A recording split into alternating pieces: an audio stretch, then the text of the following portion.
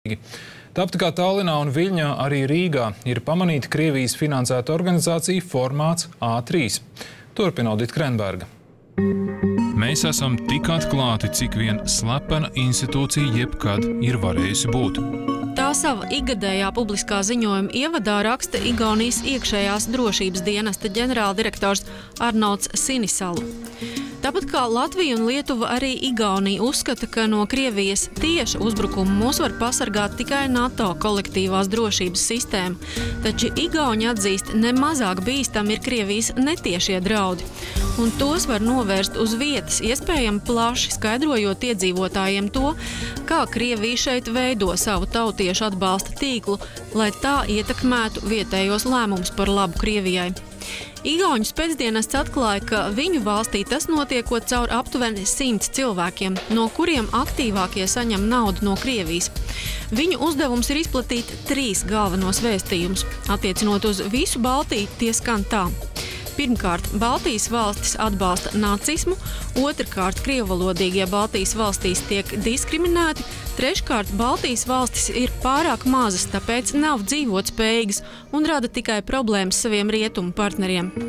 Propagandai tiek izmantota visāda veida palīdzība, ko sniedz gan vietējie Baltijas krievi, arī īpaši uzņēmēji, kur atbalsta Krievijas mērķus un sadarbojas ar Krievijas ārlietu ministrijas paspārnē esošo aģentūru Rostotrudņičestu. Rezultāts ir, piemēram, tā sauktais starptautiskais mediju klubs. Tas it kā pēc Krievijas laikraksta Komsomoļskaja Pravda žurnālistes Gaļinas Sapožņikovas iniciatīvas sākotnēji tika izveidots Tallinā, tad Moldovā, Ukrainā, Krimā, Latvijā un Lietuvā. Ar nosaukumu formāts A3 klubs it kā nevainīgi piedāvā tikšanās ar dažādiem no Krievijas uzaicinātiem lektoriem. Ar Krievijas politikas propagandu tam nesot nekāda sakara. Rīgā kluba formāts A3 pasākumos savulaik piedalījusies bijusī Saeimas priekšsēdētāja Zaļo zemnieku pārstāve Ingrīda Ūdre un arī bijusī valsts kontroliere, tagad politiķa Ingūna Sudraba. Rīgas kluba dibinātāja ir bijusī laikraksta Čas galvenā redaktora Ksenija Zagorovska. Un vai jūs esat kaut ko sajutus, ka tas ir nevis tikai no kolēģiem, bet ka tā ir Kremļa īstenota politika? Man vienmēr tas ir tāds stereotips, ko nozīmē Kremļa īstenotā politika. Es nedomāju, ka dialogs var kaut kādīgi destabilizēt situāciju. Nedomāju. Tieši otrādi. Es mācījos Latvijas žurnālistikas fakultātē un vienmēr man tika mācīta, ka viedokļu apmaiņa tikai veicina sapratni un sadarbību. Uz jautājumu, kāpēc viedokļu apmaiņai nekad nav bijuši uzaicināti Krievijas opozīcijas pārstāvji Aleksejs Navaļnijs vai Pussy Riot dalībnieces, atbilde bija, ka kluba vadībai Pussy Riot vienkārši nepatīkot, bet Navaļnijam pašā Krievijā esot tikai ap 2% atbalstītāju, un tāpēc viņu aicināt nesot vērts. Kluba darbībai uzmanību ir pievērsis arī mūsu Satversmes aizsardzības birojs. Mediju klubs formāts A3 ir Krievijas veidota platforma, kuras uzdevums ir nodrošināt noteikta veida Krievijai nepieciešamas informācijas iekļaušanu starptautisko mediju un ekspertu dienas kārtībā. Ekspertu paustais viedoklis atbilst Krievijas ārpolitikas kursam un tiek pausts pietiekami mērenā veidā, lai rastu zinām atsaucību Ukrainas, Moldovas un Igaunijas medijos un piesaistītu šo valstu ekspertu uzmanību. SAB pamanīs, ka Rīgā klausītāju rindās mēdz sēdēt arī dažādu valstu spēcdienestu virsnieki, kuri Latvijā strādā zem diplomāta piesaga. Izlūki te varot novērot, kuras personas interesējas par Krieviju un kāda ir dalībnieku attieksme pret pasākumā paustajām idejām. Valsts drošības dienestu uzmanību piesaistījušais klubs formāts A3 rosīgi darbojās arī šonedēļ. Tepat Vecrīgas malā. Pavisam netālu no Brīvības pieminekļa viesnīcā Astor Rīga, kur mēs arī nolēmām klātienē pavērot, kā tas notiek.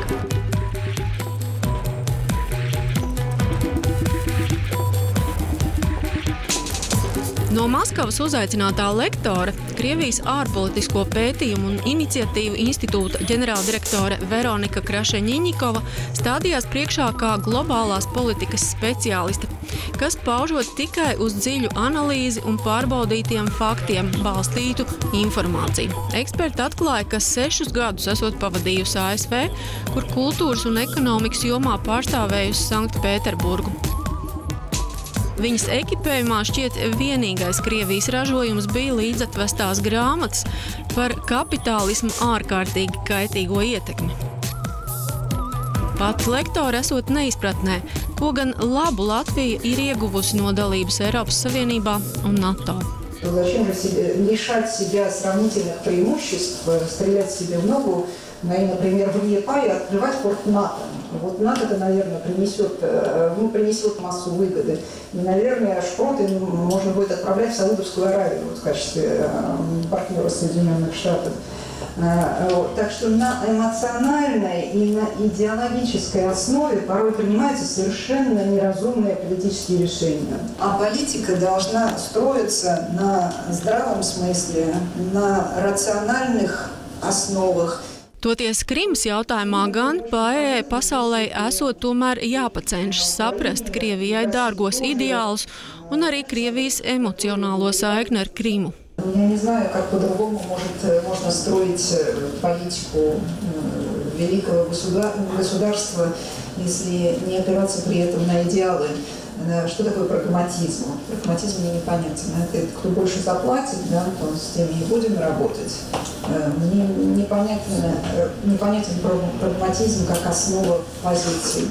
А вот по Крыму Россия продемонстрировала именно принципиальную позицию, основанную на наших ценностях, на наших убеждениях. Мы не принимаем фашизм, да, это не обсуждается. Если люди у нас просят поддержки, если 96% крымчан попросили воссоединения с Россией, то да, мы, конечно же, ответим на эту просьбу. И вот, что до Запада не доходит никак, что вот это не обсуждается. Да, мы не торгуемся за Крым. Мы не будем разговаривать, обсуждать как-то это решение. Оно принято и по-другому не будет. И можете грозить какими угодно санкциями, это не изменится. Tādām mazām valstīm kā Latvija, Ukrainā notikušais esot laba mācību stunda, kas notiek tad, ja valsts vara cenšas nosēdēt starp rietumiem un Krieviju un izpatikt fašistiem un ultranacionālistiem. Люди начинают бояться, что действительно русские танки могут войти, и мы здесь потеряем свой суверенитет и независимость. То есть доходит до этого. Есть кто-то такой в зале, да, кто русских танков боится? Uz šo jautājumu šis zālē klātesošais pasākuma dalībnieks skaļi paziņoja, ka nē. Viņš pats esot gatavs Krievu tankus šeit sagaidīt ar ziediem rokās. Tiesa gan, kad vēlāk lūdzam viņam savu nostāju argumentēt, drosme bija kaut kur pagaisusi. Nu, zачем вы-то так сказали? Я этого не говорил. Вам нет смелости сейчас? Вы так не волнуйтесь. Нет, вам просто нет смелости. А зачем я буду сейчас... Вот из меня сейчас будете пугало делать. Ну, вы же сами это сказали, не мы сказали. Я не говорил это. Tikmēr zālē lektore noliedza, ka Krievija grasītos Baltijai uzbrukt. Par Padomju Savienības atjaunošanu vien brīdi izskanēja, ka tas nesot reāli, citā brīdī, ka tas tomēr būtu visiem izdevīgi. Ломать не строить, да, строить гораздо сложнее, чем ломать. Тогда страну разбирали не то, что закрывали, а вот просто систему по кирпичикам разбирали, чтобы не содрать ее было. Вот. И нам приходится начинать с лепки кирпичей. Ну что же, значит, будем делать так. И другого пути у нас нет. Tomēr ne visi auditorijā bija gatavi piekrist ekspertas pozīcijai. Ja reiz Krievija uzskata, ka Krīma ir tās vēsturiskā teritorija, tad tādas ir arī citām valstīm, kā Latvijai Abren. Vai nav laiks arī tad Krievijai atdot Japāņiem Kuriļu salas? Tas tika vēlreiz pārjautāts no zāles. Вот с психологической точки зрения, я думаю, что это будет очень невыгодно для России. Япония особенно не ожидает того, что мы вернем острова, а тут мы вдруг принесем на блюдечке ей подарок. А сколько у нас еще таких выстроится за спорными территориями?